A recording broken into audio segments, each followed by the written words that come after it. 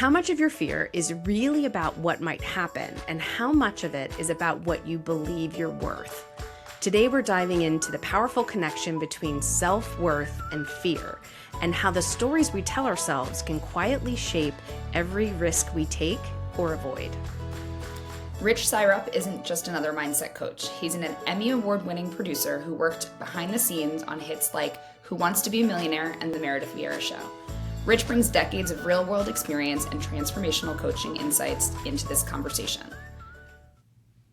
I enjoyed this conversation with Rich, and the thing that I was most intrigued by was anchoring in wins and what it means to anchor in a win. I've got some people in my own life who don't celebrate wins very much, and it made me think of this big talk question that might help listeners, which is to think of a win from your past that you didn't truly celebrate, and maybe share it with somebody.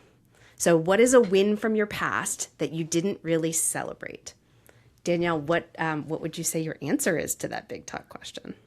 I think for a long time, I didn't celebrate things that went well in my career. I was definitely living in fear and was very afraid of like what I did wrong instead of, what actually went really well and what I did right. And so I do try to pay more attention to that now, like making the little wins a big win and having them be celebrated. Because I do think that's the thing that pushes me forward now is knowing, okay, these wins keep happening and I'm paying attention to them, as opposed to being in the fear part of not moving forward or being paralyzed by that.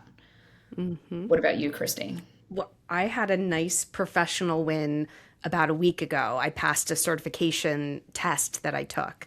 And I did make it a point that my family was they knew how nervous I was because I just didn't know if I was going to pass it or not.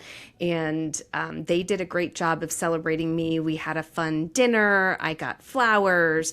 I think I do a fairly good job at celebrating wins. But I think I'm the exception versus the rule. I know a lot of people who just want to move past. They struggle with truly celebrating themselves. So, so that's our big talk question, and enjoy our conversation with Rich. Rich, welcome to the opposite of small talk. We are so excited to have you here today. Thank you. I'm excited to be here. We are going to start how we ask all of our guests to share a little bit about themselves and how they've come to do the work that they do.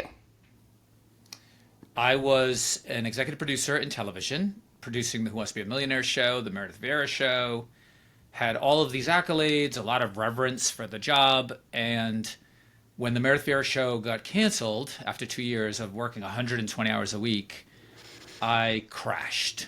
I was having a health crisis. I was told I was going to die. I was going through a divorce. I couldn't get a job. I moved into another place right at the beginning of COVID.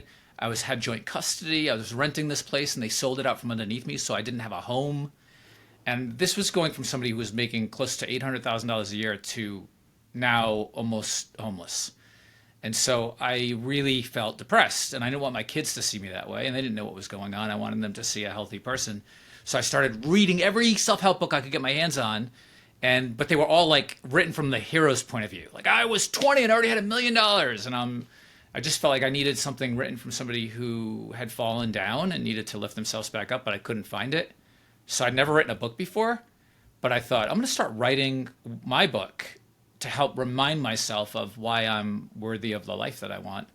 And the first chapter, I said, I'm going to make $225,000 this year. And I had made nothing for like 18 months. And I'm writing the first chapter, small steps. It's all about small steps. The next chapter is about being kind in the world and having it come back to you. And every month was a different chapter. And by May, I had made no money at all. And then slowly things started to work. And by December of that year, I made $195,000. And I was like, well, I didn't make it, but whatever. And then I got a call on December 20th from a production company saying, we're going to give you an offer for freelance work for $30,000. So to the penny, it was $225,000. And I said to myself, there's something about what I just wrote that's magic. And I need to capture it now, and I need to research it. And as I started researching it to write a book, which turned into me becoming a coach because I learned why all these things worked. And I never published the book because the book was really just to teach me, again, who I was. And it led me to neurolinguistic programming and all of these other beautiful things that I do now. Oh my gosh. Have you heard the story of Zig Ziglar? That is very similar. You have to look this up. No. So Zig, his first book that he wrote that he was 210 pounds. And he was actually like 260 pounds at the time that he wrote that. He couldn't get anyone to buy the book from him, so he self-published. And this was back in the day where self-publishing wasn't really a thing. He had to buy like 20,000 copies in order to do it. So here he had 20,000 copies saying that he was a specific weight, which he wasn't. And very similarly, like to the day, he was the weight that he said he was at the time that the book came out. And he ended up selling all of his copies and going on to do great things in the motivational speaking world. But that story is so similar. I will find clips of him talking about it and send it to you because there is something to it. And clearly you've unlocked a secret. So I can't wait to hear more about it. Well, manifestation is a favorite topic. But I think that we have become very much a blame culture in the self-help space where we say, you're not believing it enough. You're not putting enough positive thought into it. You have created every scenario that exists in your life is your fault. And I think there's truth to accountability and discipline and going for what you want. But I often find manifestation to be a very depressing thing for somebody that's having a hard time getting results. And to me, the manifestation of that book was, yes, putting it out there and believing that it could be real and seeing it and having it be a tangible goal. But it would be nothing without discipline, without work, but by the way, in neurolinguistic programming, when you set something in your future as a memory, not a goal, everything changes on the way to that memory. And all of your opportunities start coming to you. But are they coming to you or are you just noticing them? Yeah. And so that's how I feel about manifestation. And I do believe, yes, you write it down, you can make it happen for sure. And it's great to have goals and it's great to put them on paper, but you really have to, it's the whole pie. It's not just one thing. Yeah. I don't know who it was. I don't know who it was recently who said something like, you can manifest the idea that you're going to make the bus, but you also have to run like hell. Like you can't just like lazily walk out of your home. 100% true. Danielle, what were you going to say? Well, I think in the same vein of this manifestation part too, there's this part of fear that you talk about that I want to get into. And you got to see a lot of people producing a show, thousands of people, right, that you helped get on the air every day. And what were some of the things that you noticed or common denominators, I guess? I noticed a big difference between people who are regular people who came off the street and somebody like Regis Philbin, who was the host of the show. You could see the difference between both. And when you cast people, I probably met over 20,000 people when I was working for Millionaire who would come in and only have 30 seconds to sell themselves to you. And they all kind of say the same thing, but you have to be able to feel their energy and just guess whether or not they're going to be good.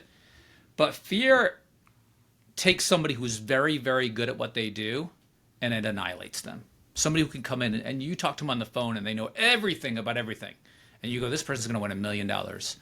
And if you can't stabilize their nervous system and get them into a confident place before they get into that hot seat, they crumble and they miss questions. We had a guy that ended up winning $500,000, but his second question was about the saying, duck, duck, what? And he was like, he looked at it like he'd never seen it before. He was frozen from fear. And he had to use the audience, and the audience got it right. And then he stabilized, and he came back. But to me, that fear that they all had was all the same thing. I don't want to embarrass myself. I'm afraid of what people think about me. I don't want to be judged. And it all comes from self-worth and not feeling good enough, which I think every human being walking this planet deep down, whether or not you have an inferiority complex, a superiority, whatever we call it, underlying that is this fear of being judged, fear of not being good enough, which is what these people had. Now, when I saw a celebrity like Regis once got a question on the show, and it was, which one of these deserts has red sand? But he read it, which one of these desserts has red sand? And then he's so confident in himself that instead of crawling into a hole like I would have and said, oh my God, I can't believe I made that mistake, I'm so stupid, he then read every choice that way. He said, is it the Sahara dessert? Is it the Mojave dessert? He made a bit out of it. And then he started yelling at the audience, what, you never made a mistake before? Because he always knew he was good enough, that he was great, and he never questioned it. And so fear didn't show up for him in that way. Fear for him showed up, and a lot of celebrities can be very unhealthy and can drive you to great levels of success. But what if I lose this? What if somebody else gets a leg up on me? What if I'm not as famous as I want to be? I've worked with people and I've talked to them privately and said, fear is the reason that you've become famous. And they go, I know, I'm so thankful for fear, but they weren't happy because they still were afraid. Fear is never your friend.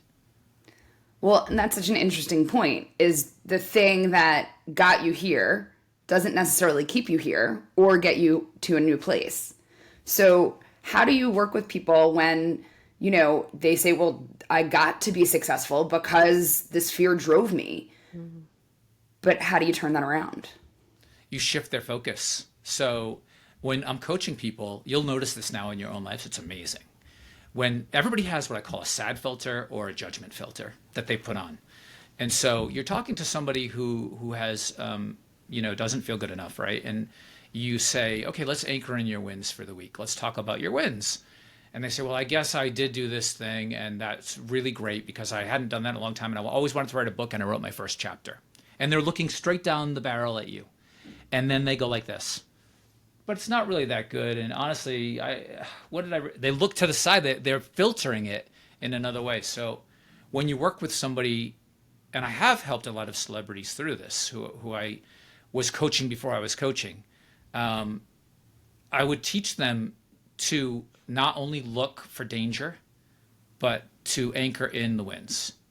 As you're going through the process, anchor in the wins and stop looking for danger. So many people that are successful, they're always on the lookout for danger because it's our old crocodile brain. It's the way we used to survive. It's called negative bias. If you're in a job review and somebody says to you, you were the most amazing employee I've ever had. Every single thing, you're great at this, you're great at that, you're great at this, you're great at this. And you're sitting there smiling and they go, the only area I would improve. All of a sudden you perk up, you lean in, and you really want to hear that. And when you leave, that's all you think about. And so a lot of us are living our life that way. And so one of the ways to get to joy and to get to happiness is to stop seeing yourself through this sad filter, through this judgment filter, and see the truth. The truth is that you did a great job. Everybody has wins. Anchor the wins. They build more wins. Stop focusing on the negative. It sounds so easy when you say that. I'm curious for people who struggle to anchor in their wins. What's like a practical step that they can take to really do that? It's slow, right? But I'm a big fan of Eckhart Tolle. Big fan. He's genuine. He's not trying to sell me something. He really believes in it, and I 100% agree with him. You want to be present. Bring yourself back to the present. So somebody who does a lot of that judgment, there's a lot of tools you can use, but the biggest tool is stop living in the past, stop living in the future. What is happening right now? You could do Hakalao meditation, which is an awareness meditation that takes like literally 30 seconds. You can, do something called the 2 doors, which is I can keep going through the same door of judgment, or I have a choice right now. What if I actually saw the same situation with me as somebody who is good enough? What if I embodied a person who has worth and who did this thing in a great way? What if I walk through that door? And you don't always walk through that door. You're still going to walk through the judgment door. But if you could just start by walking through that door 1 or 2 more times a day, before you know it, you're aware that the door is there in the first place. So tell me, I think part of the thing that you talk about, which is really important, and I think it's important for people to know, is like everyone has these feelings. And so just because you've made it as a celebrity or you've done anything, like everyone has these feelings. And when people realize that, and you're like, oh, I'm not alone in this, right? I'm not the only one who feels this way. It gives this, I don't know, it's a feeling of comfort in some way to know everybody does this. And so part of my work as a coach as well is I talk about our saboteurs that show up through, positive intelligence. I've done a lot of workshops on that. And I did it for 2 different groups in a company. And so the first group was like a group of associates. And then the next day was the group of their managers.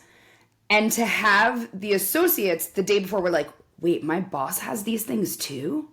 And I was like, yeah, and you should talk about them, because if you can understand that we all have them, it takes away their power a bit when you know you're not the only one. So what are some ways that you like to categorize those things, I guess, maybe? I mean, I love what you just said. I think that's 100% true. There's a book called The Charisma Myth, and they talk a lot about one of the ways that charisma can be learned. That some people are born with it, but there's ways to learn it. And one of the things they have is like that you're not the only one going through this. Many people have been exactly where you are, and psychologically that really helps people. What are some tools that you use to help people know when they're in that place of fear? It comes out, as a coach, you're trying to let them discover things themselves, because if they discover it, then they can heal. They can, not that they need to be healed, because people are already healed, they're already whole, but they can find their own path forward, and they're not relying on you for the rest of their life, because your goal is to get them out and not, be with you forever. So it's really just in asking the right questions. And then I use a lot of reframes and metaphors.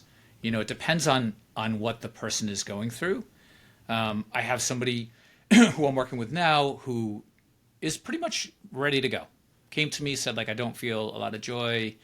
I feel judged. And we did the work, and I think this person, after 15 sessions, before that, but after 15, they were really on solid footing in their relationship. They changed a lot of patterns. And then I said, you're ready to go. You don't need to keep coming. It's time to go. They said, no, you should be selling me.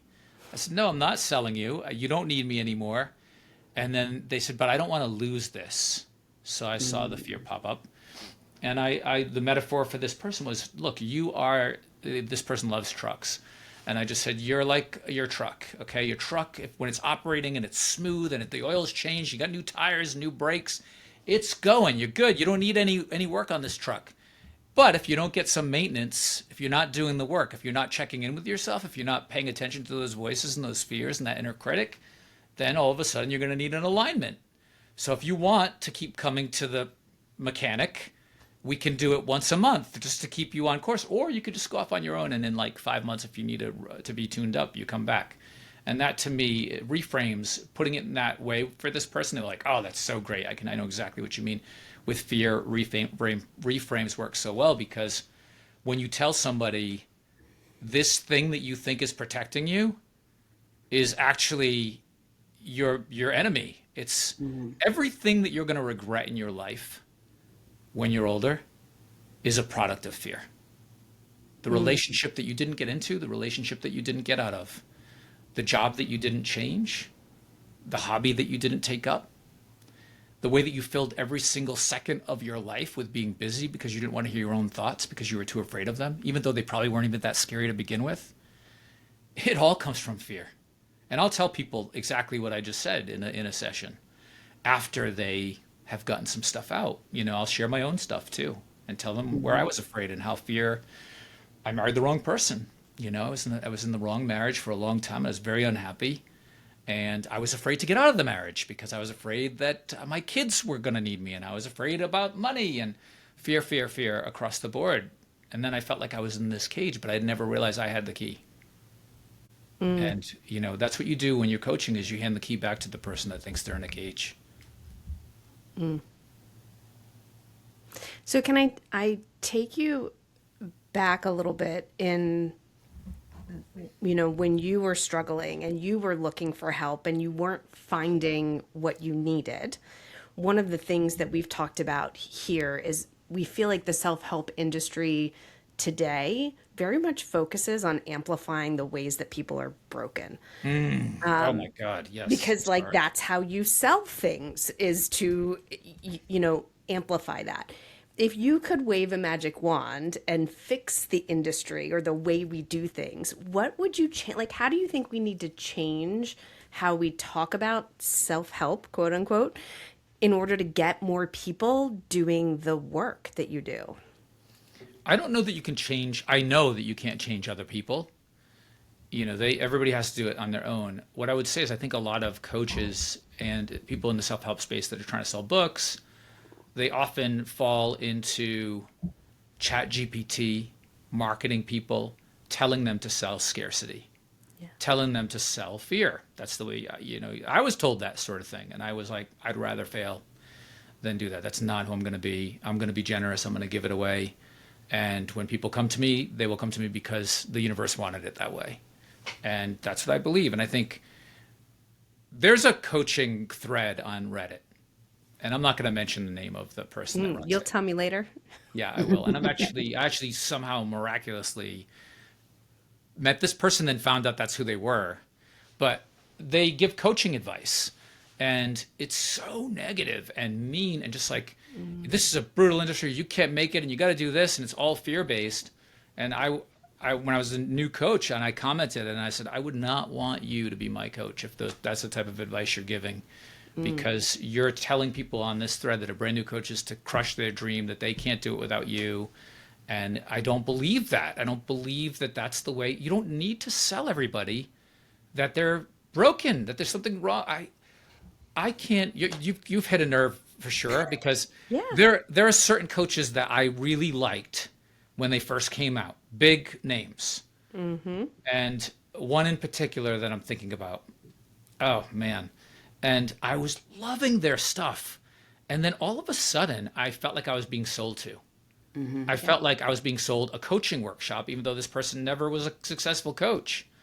I felt like I was being sold all these things. And all of a sudden, it became like the person selling like protein pills. And I'm like, you're not real. Yeah. That's why I love Eckhart Tolle.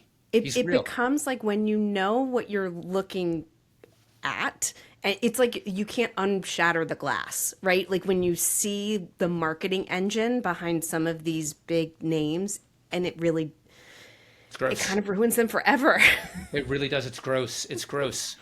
And there is a part, I would just say, like, of starting in the coaching world too, of like that you are heavily marketed to, of like, how do you make your 7-figure business in 6 months? And it's like, that doesn't help either, because all that makes you do is be like, well, wait, I haven't done that yet. Like there's this world of like coaches coaching coaches of coaches of coaches and teaching you, telling you how you're supposed to do it.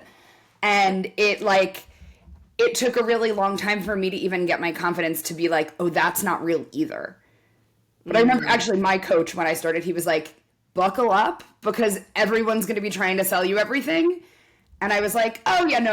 And I'm not susceptible to that. But I definitely was. And it definitely is hard. And I think that your philosophy around like the right people will find me and I will be there for them, like I have really tried to take on as well, knowing those people will find me. Not that I have to be like doing a TikTok dance in order for them to get to me, I mean, unless that's what you want. If you want people who are looking at TikTok. Nobody, trust me, nobody wants that, Rich. Nobody wants it. Well, I would say to you, Danielle, is I think, I'm projecting a little bit here because this is certainly what happened for me, is during those first 6 months to a year of coaching when, it's not paying the bills, it's hard to get your first clients. Everybody's selling you that you can have $10,000 a month if you do this simple thing. You realize that there's a bit of a pyramid scheme going on in coaching where people that didn't make it as coaches coach coaches, and that's how they make their money, and they're probably not even making that much money. You figure out the whole thing. You start to see it. It challenges your self-worth. And it says to you, like, when you start, that thing starts to pop up. You had to become trained to be a coach, so you probably did a lot of work already to begin with. But now you start to go, I'm not good enough. I'm not going to do this. I can't. And then you go, wait a second. Where is this coming from? And then you start to, because you're going to coach people who are trying to start hard things, that are entrepreneurs, that are starting, that have brilliant ideas for apps or whatever they're doing. And they're going to go through the struggles you were going through there. So to me, that process was frustrating, but I look at it as a massive growth opportunity and learning experience. Oh, having your own business, I think, is the best self-development tool ever.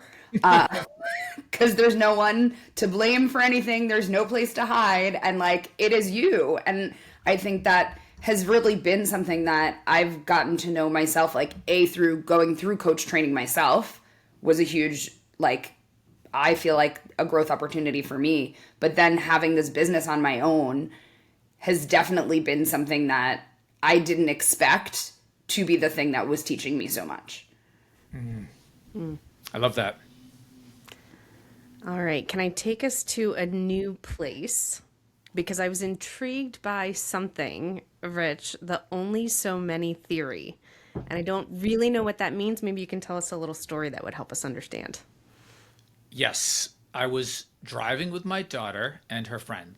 My daughter is 19 now. She was 18 at the time, and her friend was 18. I was picking them up from high school. And my car had needed a lot of repairs. We were not making a lot of money at the time because I was starting my coaching business. And we got pulled over by the police. Saw the lights go on, and the police officer came to the car and wanted to kind of get me going, Do you know what you were doing? That sort of thing. And so I said, no, I didn't. I was very calm. No, I don't. I'm not sure what's happening. What happened? And, oh, you were speeding. You were going 35 and a 25. I said, okay. And so he went back to his car, and he's huffing. He was mad that I didn't get triggered. And my daughter, who had seen the other version of me for so many years, the one that would get panicked, the one that would plead, the one that didn't feel like they were enough, going through all these things, and she now saw a different version. And she said, how did you do that, Dad? I said, how did I do what? And her friend goes, you were so calm. And I was like, wow, I'm actually teaching them something just from the changes that I've made in my life, just from being me now. And so I said to her, both of them, I said, guys, I look at it like there's only so many times in my life I'm going to get pulled over by the police, and I just got one out of the way. There's only so many times I'm going to need car repairs. There's only so many times an unexpected tax bill is going to come. Do I get upset when it happens? Yes, but I no longer catastrophize it. And I do it on the other end too. There's only so many times that I'm going to have a chance to teach the two of you this lesson. So instead of me getting all worked up and making it all about me, I can actually use this to show you what it can look like to be calm in a stressful situation, that my self-worth is not attached to this, that I don't think I committed some major crime, but if I committed a crime, whatever, I'll get a ticket. And so that day, that theory was born. And it's funny because as I was writing a blog about this, I was like, this is so good. I want to share this with people. And I'm writing the blog and I'm saying, and if my 10-year-old comes in here and he wants to play, there's only so many times he's going to ask me. And he, sure enough, the universe is like, do you believe in this theory? He popped in and he's like, hey, Dad, you want to go outside and go in the pool? And I'm like, yes, I do. Yes, I do. And my wife, like, I'll be working. I'm a worker. I like to work. And she'll say, hey, it's 7:00. Like, let's have a glass of wine. And I'll be like, there's only so many times that my wife's going to ask me and I'm going to take advantage of it. So I live by those words, both when things happen to me that are out of my control, so I don't catastrophize them, and also just understanding that the good moments in life are they happen all the time. But if you don't see them, when I found this theory, I started waking up at 5 a.m. for a period of time because I wanted to just become more disciplined, and I started to watch the sunrise every day, and I wasn't going on my phone until after I watched the sunrise and meditated. And I remember every sunrise I saw, I was like, wow, I can't believe I've missed so many of these. And now I'm seeing only so many because I've changed my theory. So that's the theory. For me, it's clouds is my example of that. Is once I started to be more present, I started noticing the shapes of clouds and how pretty they were. And they've always been there. I just had never really paid that close attention. And it's like so beautiful. And my kids will laugh at me because very often now when we go outside together, whether it's to take a walk or just to go to the car, I'll be like, oh, what a great day. And like this weather, talk about small talk. This weather is so great. Like, it's such a beautiful day. And they're laughing, but it really is that I'm just more present than I ever was. How do you not fall for the trap? Because even though I'm very present, this thing right here is an absolute addiction, and I hate having it. I don't even take it with me to certain places because I know I can't stop myself. I've been conditioned to be on that phone, and Eckhart Tolle talks about it like we never look up. If we're waiting somewhere, we're always like this. What's on there that's so important? How do you avoid falling for that trap? Yeah, so I'm a big here. I'll physically show you how I avoid it. I'm super into habits. and like tracking habits. So I have a little habit tracker that will show, like, I'll show you my January one because it's complete and it's very satisfying. But I track how much time I've spent specifically on social media. All right, so can you see that? So this little thing is how many hours I've spent on social media apps, because I've realized that those are the ones where I get down a rabbit hole and it's not productive, like it's not intentional and productive. And so I do one of the things that you did. I won't go on my phone until after I've gone for my morning walk and, like had some time not on the phone. And then I track it to make sure that I'm just conscious of what the patterns are. Danielle, how do Danielle's got other Oh yeah, systems. I have an app. I have an app on my phone called 1Sec, and it is amazing. It tells you can block your social media things, and it'll tell you how many times you go on it a day.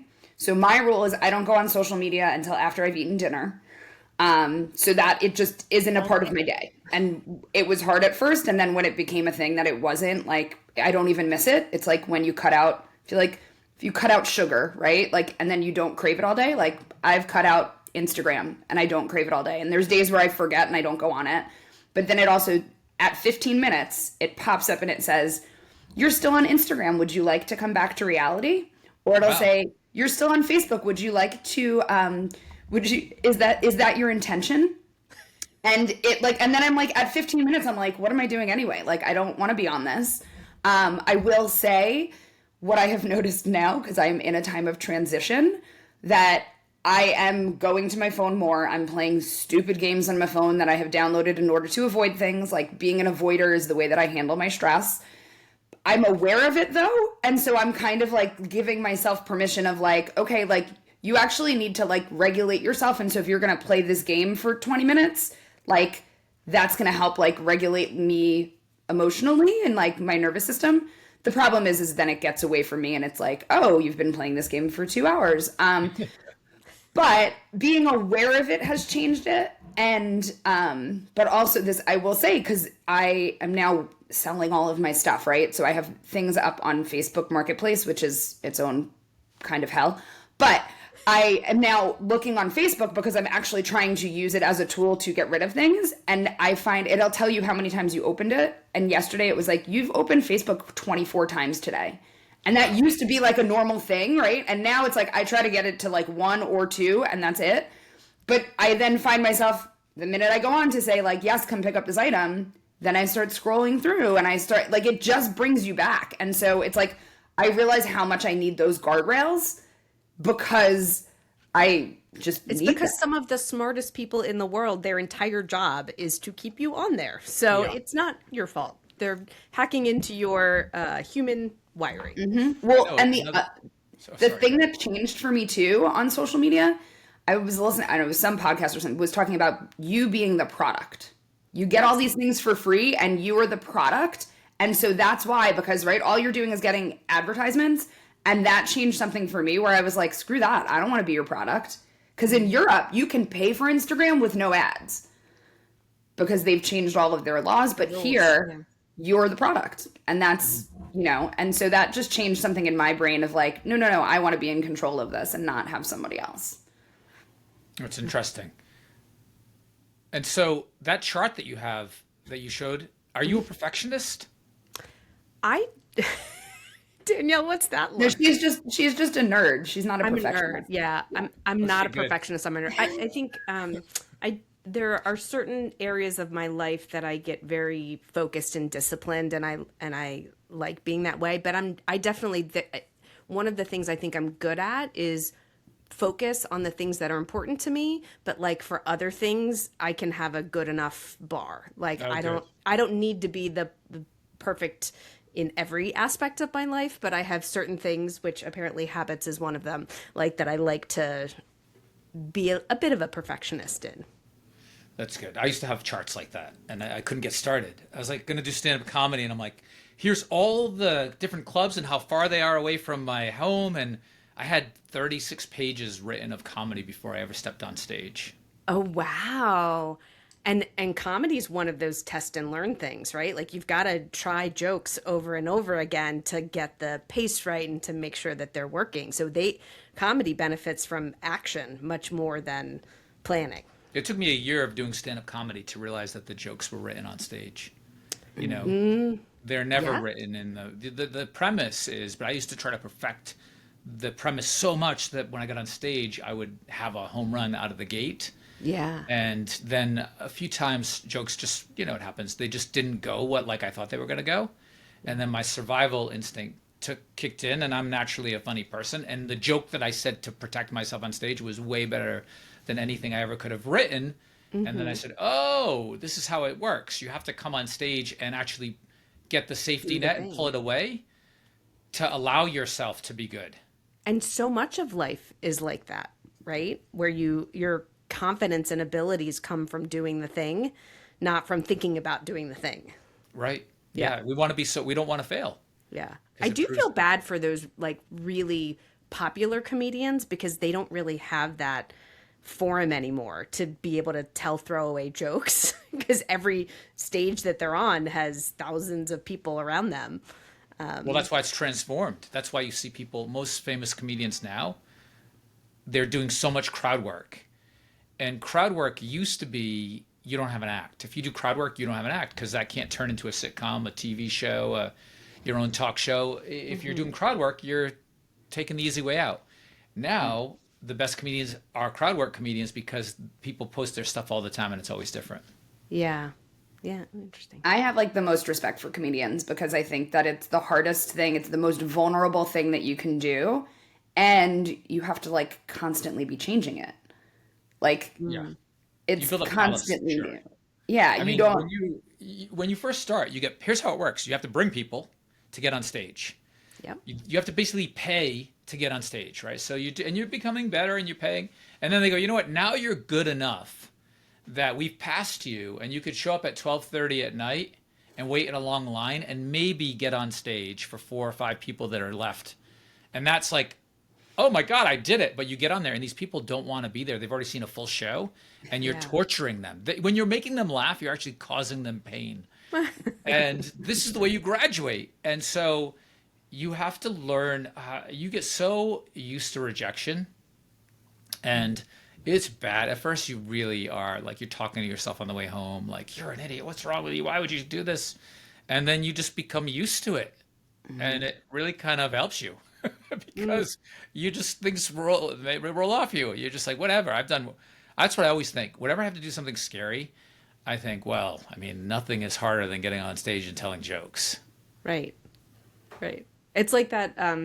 I don't know if you guys are on TikTok, but there's a thing where it's like, you can't hurt me. And then you like describe a situation. And I feel like that's very similar, right? You can't hurt me. I've, bombed at 12:30 at night at some dive, whatever. Yes. Yeah. I have certainly done that. That's why I like corporate humor because, like the bar is so low. So like any like mildly funny thing is good, right? It goes over. Yeah, I'm but not you a gotta naturally be- funny person, but I do try to incorporate humor at work because I find people want to have more fun at work. People don't necessarily want to just be sitting there working. Corporate humor can get you fired too. You got to be. It can. Well, you have to know which humor is appropriate. There's a very specific kind of humor that is good corporate humor. My job. Tell us a corporate joke, Christy. Yeah, tell us a corporate joke. Yeah, what's a good corporate joke? Well, it's not going to seem funny because, because you two are both apparently funny. I am not, but so Apparently. I'm doing a presentation, like one of the bigger presentations in my life, and the only time that we could get was 4:00 on a Friday in the summer.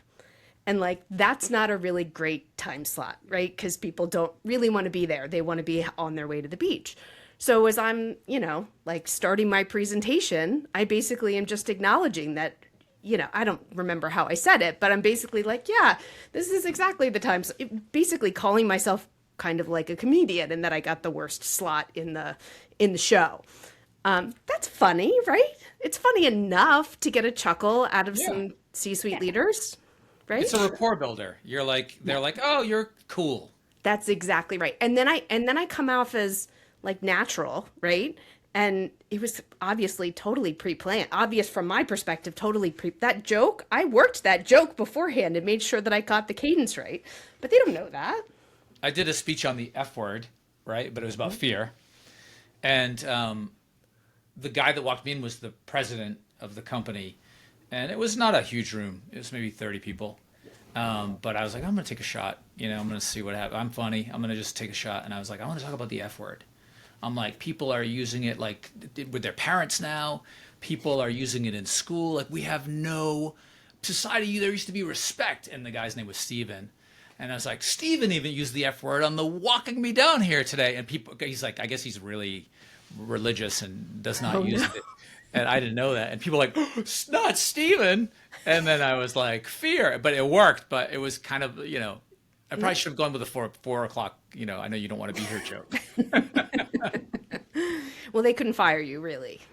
So. Yeah, I know, but it could have been painful. It could have been painful. Although I bombed before.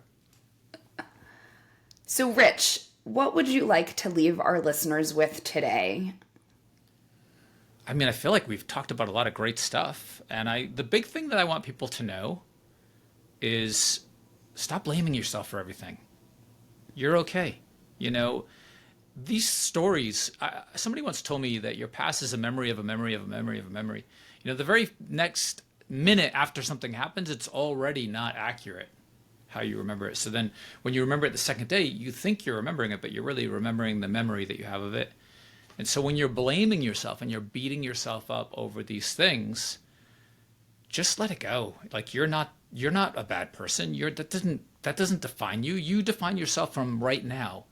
If you want to be a courageous person, start by taking acts of courage now. If you want to be, a person that is motivated, start by being motivated in small ways now. Just because you weren't in the past does not mean that that's who you are. I think people like to stamp themselves with the label that usually other people have given them. People have said, you're not this, you're not funny, you're not going to be famous, you're not going to be rich, you're not going to be healthy. And that's honestly, a lot of people that love you say those things to you because they feel nervous that you're not going to do it, and they don't want you to fail and feel pain. So then they cause you pain before you even get a chance to feel it on your own by telling you can't do it. So just let it go, man, and stop thinking so much about the future too. Like, you are not a fortune teller. You don't know that it's not going to turn out well. Just take action. Just get started on the life that you want.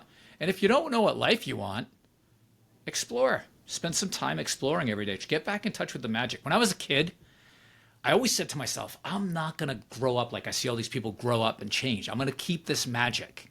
And I saw people start to change as they got into real jobs and they became kind of like not the same person. And I thought, I wonder if I'm going to be able to hang on to this. I am now 52 years old, and I can tell you I have just as much magic in me now. I call it Little Richie time.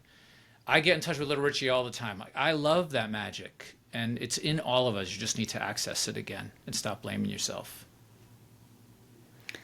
Well, thank you so much, Rich. This was an awesome conversation, and I hope everyone can keep the magic alive. You don't want to talk about the weather? I think we're good for now. If you want to have more of your own opposite of small talk conversations, we can help. We've created a starter pack of big talk questions that you can download and use to ditch the boring small talk and create more meaningful conversations with the people around you. Get it in the link below. If you liked this episode, please subscribe and leave us a comment. Let us know what you think of this topic and what you'd like to hear about next. Thanks for watching. Stay curious and talk big.